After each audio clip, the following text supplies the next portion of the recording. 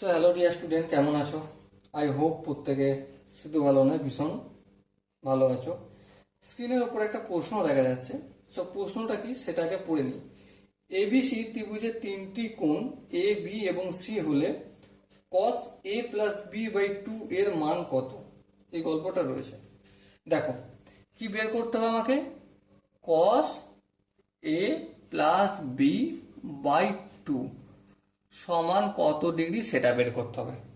So এই প্রশ্নটা করার আগে একটা কনসেপ্ট আই হোপ প্রত্যেকে জানো, যে ত্রিভুজের তিনটি কোণ এ কোণ প্লাস বি কোণ প্লাস সি কোণ, তিনটি কোণের যোগ কত হয়? 180 ডিগ্রি। হ্যাঁ জানি এটা।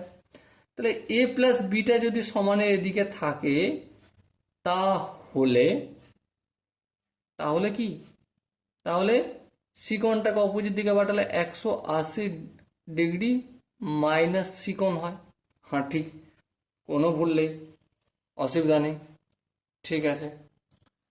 যদি তাই হয়, আমরা এখানে এ প্লাস বি বাই টু যদি করি, তাহলে অবভিয়াসলি এদিকেও পুরোটাকে 2 দিয়ে ভাগ করতে হবে। সো করে দিলাম।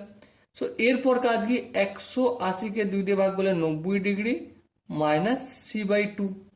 এটা হচ্ছে ভগ্নাংশের যোগ বিয়োগটা কাজে লাগালাম, তাই না? তার মানে cos A plus B by two যেটা রয়েছে তার জায়গায় আমি কি লিখতে পারি? 90 degree minus C by two লিখতে পারি। হ্যাঁ। আচ্ছা, এখানে 90 ডিগ্রি মানে কি এক গুণ আছে, আর এই একটা কি ইভেন না অড? অবভিয়াসলি অড সিরিজে ফেলছি। তাহলে অড সিরিজে ফেলছি মানে কসটা কি হয়ে যাবে? সাইন হয়ে যাবে। হ্যাঁ, সি বাই টু হয়ে যাবে। কিন্তু সামনে প্লাস হবে না মাইনাস হবে বলো? দেখো 90 degree minus C by two মানে কোন কোয়াড্রেন্টে পড়ছে? ফার্স্ট কোয়াড্রেন্টে। আর ফার্স্ট কোয়াড্রেন্টে তো সবাই পজিটিভ, আর এখানে কিছু লেখার দরকার নেই, তাহলেই পজিটিভ হয়ে যাবে। ওকে, আই হোপ এই প্রশ্নটার প্রতিটা স্টেপ বোঝা গেছে, আর option C is the right answer.